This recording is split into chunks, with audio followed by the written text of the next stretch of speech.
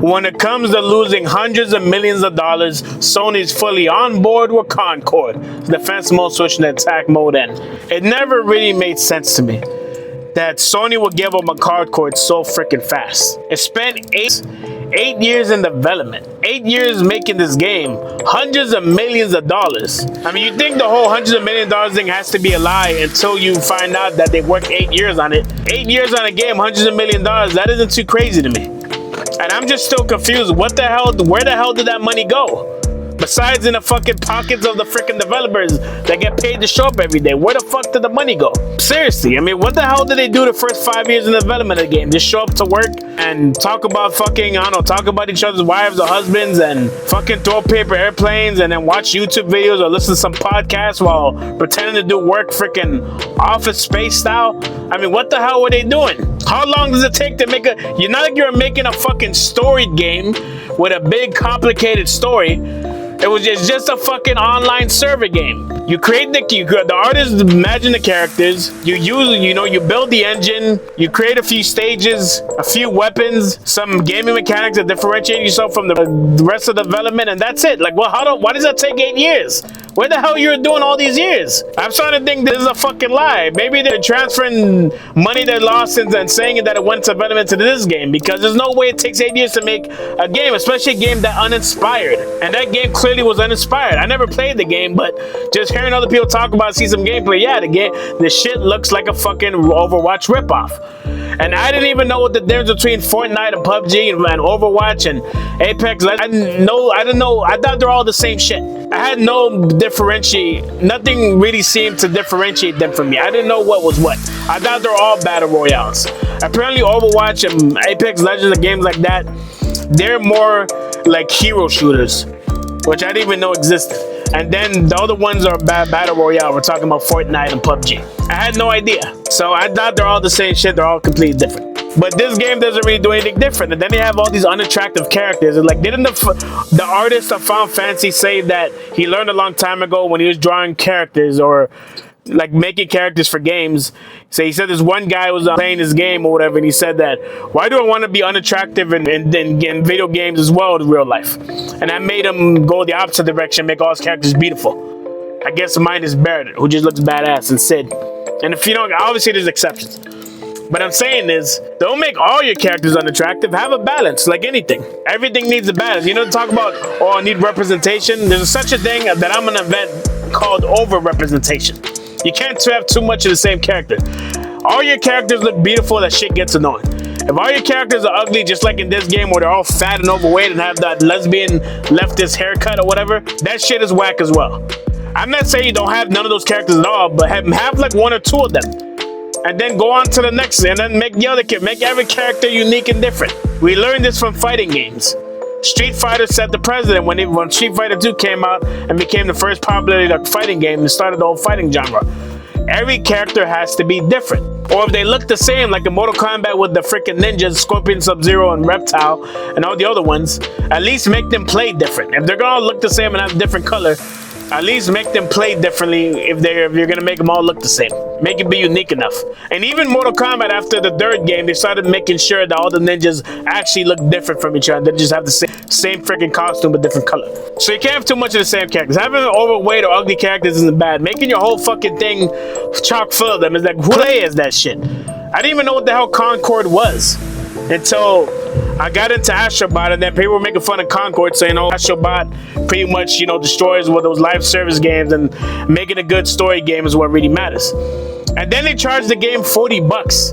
And it's like, aren't these other games free to play? Why are you charging $40? Is your game that much more better than the rest of the competition that you're confident enough to put $40? Or are you so desperate to make back your money that you decide, $40, they'll buy it? And boy, were you wrong.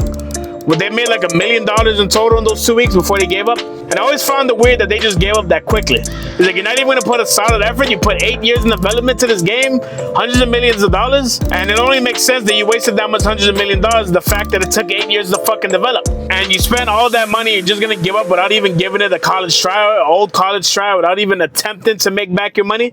Just throw your hands in the air like, this game sucks. Why even release it at that point? If you absolutely think that game was gonna fail, the way they like, we at least make a. If your budget is in the hundreds of millions of dollars, well, how much money you thought you were gonna make? They thought just the hype alone was gonna be strong enough. It's like nobody was asking. This is an oversaturated market. Nobody was asking for a game like this. People already have their games for it.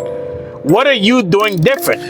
Like, developers of these games, the director and developers of the games, are they retarded? Like, they clearly, and from what I heard, they said they had toxic positivity. And I believe that. I didn't even know that existed until I heard it or read it. Toxic positivity. That sounds like a word that actually makes sense. Where there's just no criticism at all, and nobody dared say anything bad about it, and they thought the game was good when it really wasn't. No, they probably didn't take in any criticism, if they got any criticism at all, and then they threw out this dud. This is useless ass freaking game. But then the funny thing, and the whole point of this video, which you already seen a couple other creators make videos about, is that this game is gonna make a comeback. It's gonna make it. Don't call it a comeback. It's been here for years. Or in their case, I've been here for days. Just been in development for years. They're actually gonna, and it makes sense to me. It makes sense that Sony is actually gonna bring this game back, because that makes sense. The first thing they gotta do is make it free to play. It should have been free to pay it should have been free to play to begin with. It should have been free to play from the word go. Why the fuck were you charging $40? Did you like do like, you know how movies do like a testing audience or whatever, where they have a test audience to see if they liked it, if they didn't like it, what they didn't like about it, what could they change? One of my favorite movies of all time, the original Mortal Kombat, they did a test audience, and the audience said that there weren't enough fight scenes. They ended up adding, after the movie's already wrapped up and done, two of the best fight scenes in the whole movie. The Johnny Cage versus Scorpion and freaking Liu Kang versus Reptile fight. Without those two fights, the movie is not the classic that it is. It's just an alright movie. But with those two fights, the movie's a fucking bona fide classic with two classic ass fight scenes. And that wouldn't have happened if they didn't do a test audience run. So the point I'm trying to make is, you didn't bother doing a test audience run of this fucking game? You're like, nah, it's so great, it's worth $40. When your competition is free, like, are you out of your fucking mind? What, they're trying to pull an Xbox Live, where Xbox Live was fucking charging online when PlayStation wasn't, kind of thing? Like, seriously, it's just mind-boggling how stupid they are. Your competition has it for free. What the hell are you doing to make it worth $40? If you at least added like a base mainline storyline, like if it had a story mode, like a big complicated story mode that wraps it all together, whatever, as well being an online server game, then I'm like, okay, it makes sense. That's why it's $40. Because it has a story mode on top of just being an online server fucking hero shooter. But it doesn't do that. It does nothing different. They didn't even test run it or try to make sure that this game is going to be a hit. You already spent hundreds of millions of dollars, just spend a few extra bucks. I mean, it cannot be emphasized anymore how dumb, even if the game was great, like unless you have something like a story mode to really differentiate it, unless your game was really that much better than the competition and is doing some new things that you really thought was going to change the whole hero shooter genre and all that, and bring the genre even more forward or whatever, charging $40 is always a dumbass idea. It's all about competition. What is your competition doing? What genre of game are we making? Okay, we're making this kind of genre. What other games are already out there in that genre? What are they doing right? What are they doing wrong? If all of the freaking games, of all the battle royale games and all the hero shit, all this stuff, all these online server games weren't free. If they weren't free, then it makes sense. And in that case, you could probably be the one to undercut them and be the one that's free. But you're gonna charge and you're not even sure. They knew this game wasn't good. They had to know. There had to be someone that actually like played the game a lot before they released it. I think that's a pretty common thing in development, unless Sony just straight up said, I believe in you, great. They had to have seen and played the game and know that the game wasn't doing anything innovative. Unless the person that checked it has no fucking video game experience at all. Just said, that looks good to me, send it out, $40. Who made that decision? Like, let me bring this to Yu-Gi-Oh! And I know I'm bringing this to Yu-Gi-Oh! My name is Defense Mode after all. But whenever Konami makes a Yu-Gi-Oh! Game that you have to pay money for, the $40 usually, they offer a story mode. Now, obviously, these story mode games like Legacy of the Duelist, and the most recent one being on Dawn of the Battle Royale, the Yu-Gi-Oh! Rush game, based on Yu-Gi-Oh! 7s. They have online capability, obviously, but when they're story mode games, that's why it costs that much. And when you want to buy cards in the game, it's usually just in-game currency. And when you want, obviously in those games, you can still probably shell out real life money in those games regardless or whatever. But mostly it's in-game currency. You already spent your money. In-game currency to buy new cards, and has online capability, and it has a story mode that you can play. But when they come up with a game like Duel Links or Master Duel, and in Master Duel's case, you don't even have NPCs to even battle. In Duel Links, you at least have a few. Those free-to-play games, you can use in-game currency too to buy cards, but their in-game currency isn't as plentiful in the games that you actually pay the $40 for. The games that are story mode that actually pay for the in-game currency is plentiful. You make a few of those, you get a whole bunch of whatever in-game currency, and you can buy a whole bunch of cards. But in the free-to-play games, the in-game currency isn't as plentiful, and you mostly have to spend real hard-earned money to buy cards, to get better cards and build a better deck to win duels. That's why I keep losing all these Master Duels, because I'm still using the starter decks and shit, playing against people that are actually using hard-earned money to build a real good deck to face me against. And you see that, and that's basically it. So if you're gonna have a free-to-play game, obviously you're gonna have to be shelling out real money for that, just like you do in a battle royale game, online server game, or hero shooter online server game.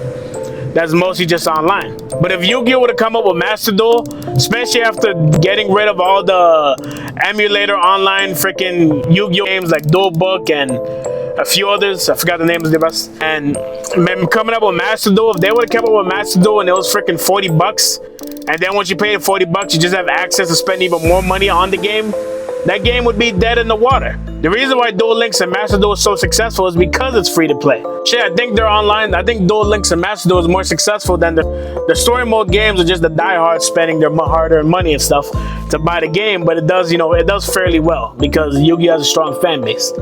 But when they make a free online to play game that they just keep working on, that's free, and then you keep spending money on, they make plenty. They make hundreds of millions of dollars off. Everybody made hundreds of millions of dollars of Duel Links, and Master Duel's been making them hundreds of millions of dollars as well. Now they got two of them, making them hundreds of millions of dollars. And I'm pretty sure when Rush Duel becomes big enough, they're eventually gonna replace Duel Links with a Rush Duel kind of online thing or whatever. I believe so. They probably are. Once Rush Duel has enough cards, right? They already have 2 animes based on it. You know, there's gonna be a third one coming out at some point when Go Rush is pretty much done in another year or so. So pretty much they already have that whole thing set, but it's set for free. And then Sony knows better. They know the mechanics. They know you have to have a free to play, and then you make your money once the game comes. Once people start coming into the game playing it. But no one's gonna give your game a chance if you have to spend $40. And then you don't have no cool characters, no sexy, attractive female characters. All you have is a bunch of woke, out of shape, weird looking characters, and then on top of that, you have the uninspired gameplay that doesn't do nothing different. You charge for. You think just because if this is not an example of Sony just having a big fucking head because they're defeating Xbox right now and have the PS5 Pro going $700, if this is not a case of them having a big head, I don't know what is. They're just freaking, and if they bring this game back, it has to be free to play. It just has to. If it's not free to play, it's dead in the water. And even when they make it free to play, because of the bad press it's gone already, I know they're gonna make their strongest attempt to salvage this game, but I think this game is unsalvageable. This attack goes back to the fence. I'm out. Peace.